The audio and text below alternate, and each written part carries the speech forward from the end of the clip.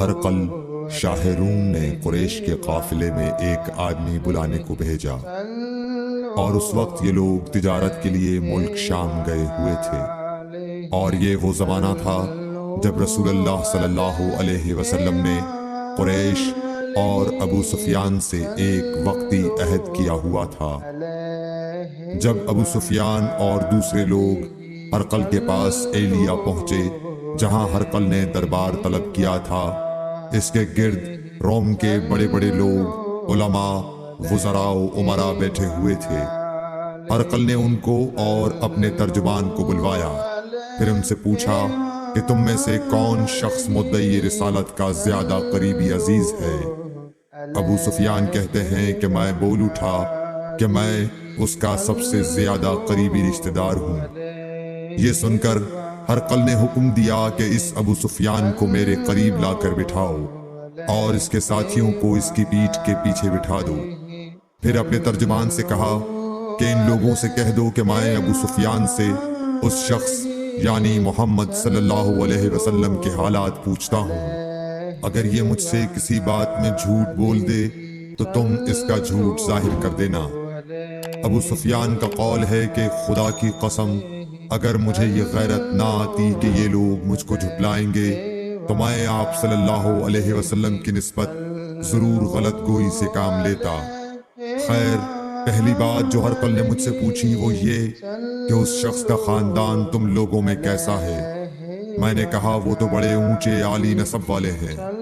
کہنے لگا اس سے پہلے بھی کسی نے تم لوگوں میں ایسی بات کہی تھی؟ میں نے کہا نہیں۔ کہنے لگا اچھا اس کے بڑوں میں کوئی بادشاہ ہوا ہے؟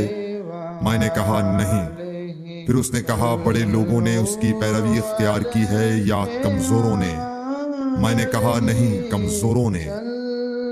پھر کہنے لگا اس کے تابعدار روز بڑھتے جاتے ہیں یا کوئی ساتھی پھر بھی جاتا ہے؟ میں نے کہا نہیں۔ کہنے لگا کیا اپنے اس دعوی نبوت سے پہلے کبھی کسی بھی موقع پر اس نے جھوٹ بولا ہے؟ میں نے کہا نہیں، اور اب ہماری اس سے صلح کی ایک مقررہ مدت ٹھہری ہوئی ہے، معلوم نہیں وہ اس میں کیا کرنے والا ہے۔ ابو سفیان کہتے ہیں میں اس بات کے سوا اور کوئی جھوٹ اس گفتگو میں شامل نہ کر سکا۔ ہرقل نے کہا کیا تمہاری اس سے کبھی لڑائی بھی ہوئی ہے؟ ہم نے کہا کہ ہاں۔ بولا پھر تمہاری اور اس کی جنگ کا کیا حال ہوتا ہے؟ میں نے کہا لڑائی ڈول کی طرح ہے، کبھی وہ ہم سے میدان جنگ جیت لیتے ہیں اور کبھی ہم ان سے جیت لیتے ہیں۔ ہرقل نے پوچھا وہ تمہیں کس بات کا حکم دیتا ہے؟ میں نے کہا وہ کہتا ہے کہ صرف ایک اللہ ہی کی عبادت کرو، اس کا کسی کو شریک نہ بناؤ، اور اپنے باپ دادا کی شرک کی باتیں چھوڑ دو، اور ہمیں نماز پڑھنے، سچ بولنے، پرہیزگاری اور صلہ رحمی کا حکم دیتا ہے۔ یہ سب سن کر پھر ہرقل نے اپنے ترجمان سے کہا کہ ابو سفیان سے کہہ دے کہ میں نے تم سے اس کا نسب پوچھا تو تم نے کہا کہ وہ ہم سے عالی نسب ہے، اور پیغمبر اپنی قوم میں عالی نسب ہی بھیجے جایا کرتے ہیں۔ میں نے تم سے پوچھا کہ دعوی نبوت کی یہ بات تمہارے اندر اس سے پہلے کسی اور نے بھی کہی تھی؟ تو تم نے جواب دیا کہ نہیں۔ تب میں نے اپنے دل میں کہا کہ اگر یہ بات اس سے پہلے کسی اور نے کہی ہوتی تو میں سمجھتا کہ اس شخص نے بھی اسی بات کی تقلید کی ہے جو پہلے کہی جا چکی ہے۔ میں نے تم سے پوچھا کہ اس کے بڑوں میں کوئی بادشاہ بھی گزرا ہے؟ تو تم نے کہا کہ نہیں۔ تو میں نے دل میں کہا کہ ان کے بزرگوں میں سے کوئی بادشاہ ہوا ہوگا تو کہہ دوں گا کہ وہ شخص اس بہانے اپنے آباء و اجداد کی بادشاہت اور ان کا ملک دوبارہ حاصل کرنا چاہتا ہے۔ اور میں نے تم سے پوچھا کہ اس بات کے کہنے یعنی پیغمبری کا دعویٰ کرنے سے پہلے تم نے کبھی اس کو دروغ گوئی کا الزام لگایا ہے؟ تم نے کہا کہ نہیں۔ تو میں نے سمجھ لیا کہ جو شخص آدمیوں کے ساتھ دروغ گوئی سے بچے وہ اللہ کے بارے میں کیسے جھوٹی بات کہہ سکتا ہے۔ اور میں نے تم سے پوچھا کہ بڑے لوگ اس کے پیرو ہوتے ہیں یا کمزور آدمی؟ تم نے کہا کمزوروں نے اس کی اتباع کی ہے۔ تو دراصل یہی لوگ پیغمبروں کے متبعین ہوتے ہیں۔ اور میں نے تم سے پوچھا کہ اس کے ساتھی بڑھ رہے ہیں یا کم ہو رہے ہیں؟ تم نے کہا کہ وہ بڑھ رہے ہیں، اور ایمان کی کیفیت یہی ہوتی ہے حتیٰ کہ وہ کامل ہو جاتا ہے۔ اور میں نے تم سے پوچھا کہ آیا کوئی شخص اس کے دین سے ناخوش ہو کر مرتد بھی ہو جاتا ہے؟ تم نے کہا نہیں۔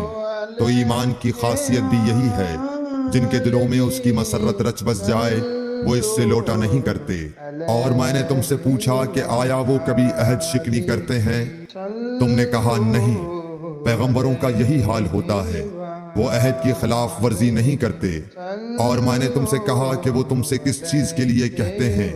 تم نے کہا کہ وہ ہمیں حکم دیتے ہیں کہ اللہ کی عبادت کرو، اس کے ساتھ کسی کو شریک نہ ٹھہراؤ، اور تمہیں بتوں کی پرستش سے روکتے ہیں، سچ بولنے اور پرہیزگاری کا حکم دیتے ہیں۔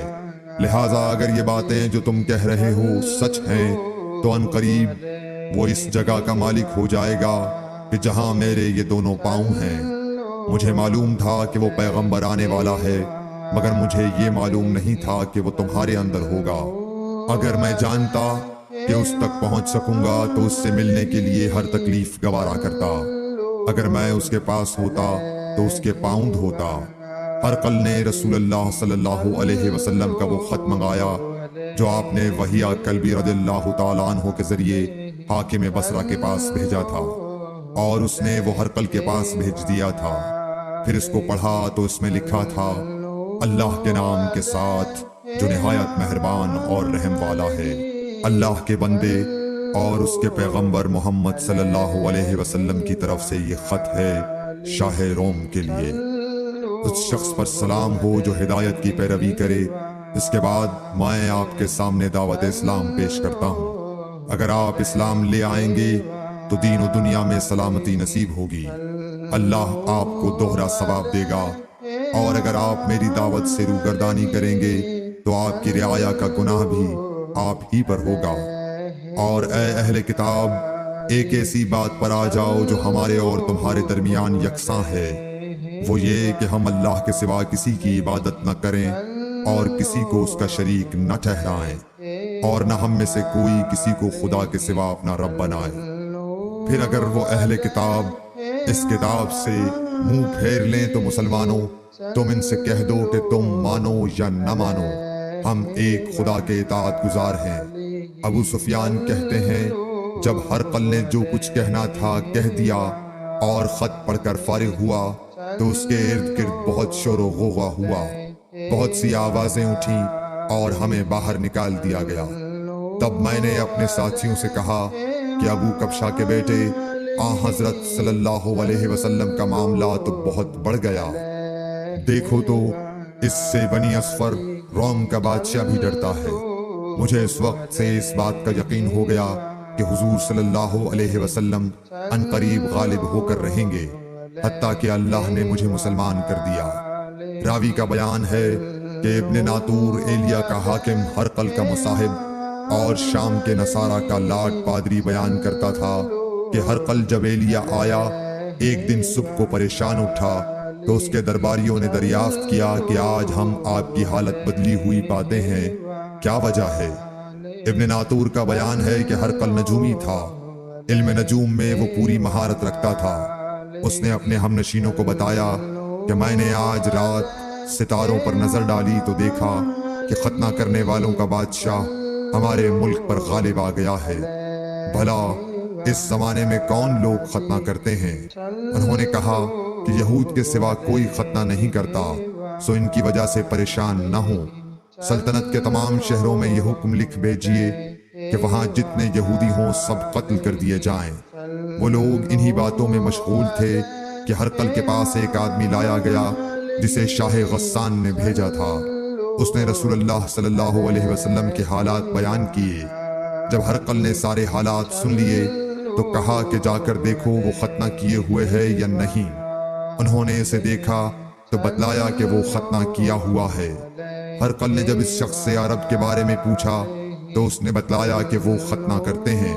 تب ہرقل نے کہا کہ یہی محمد صلی اللہ علیہ وسلم اس امت کے بادشاہ ہیں جو پیدا ہو چکے ہیں۔ پھر اس نے اپنے ایک دوست کو رومیہ خط لکھا اور وہ بھی علم نجوم میں ہرقل کی طرح ماہر تھا۔ پھر وہاں سے ہرقل حمص چلا گیا، ابھی حمص سے نکلا نہیں تھا کہ اس کے دوست کا خط اس کے جواب میں آ گیا۔ اس کی رائے بھی حضور صلی اللہ علیہ وسلم کے ظہور کے بارے میں ہرقل کے موافق تھی کہ محمد صلی اللہ علیہ وسلم واقعی پیغمبر ہیں۔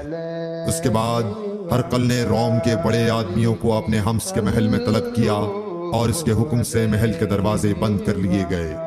پھر وہ اپنے خاص محل سے باہر آیا اور کہا، اے روم والو، کیا ہدایت اور کامیابی میں کچھ حصہ تمہارے لیے بھی ہے؟ اگر تم اپنی سلطنت کی بقا چاہتے ہو تو پھر اس نبی صلی اللہ علیہ وسلم کی بیعت کر لو اور مسلمان ہو جاؤ۔ یہ سننا تھا کہ پھر لوگ وحشی گدھوں کی طرح دروازوں کی طرف دوڑے، مگر انہیں بند پایا۔ آخر جب ہرقل نے اس بات سے ان کی یہ نفرت دیکھی اور ان کے ایمان لانے سے مایوس ہو گیا تو کہنے لگا کہ ان لوگوں کو میرے پاس لاؤ۔ جب وہ دوبارہ آئے تو اس نے کہا، میں نے جو بات کہی تھی اس سے تمہاری دینی پختگی کی آزمائش مقصود تھی، سو وہ میں نے دیکھ لی۔ تب یہ بات سن کر وہ سب کے سب اس کے سامنے سجدے میں گر پڑے اور اس سے خوش ہو گئے۔ بالآخر ہرقل کی آخری حالت یہی رہی۔ صحیح بخاری حدیث نمبر 7۔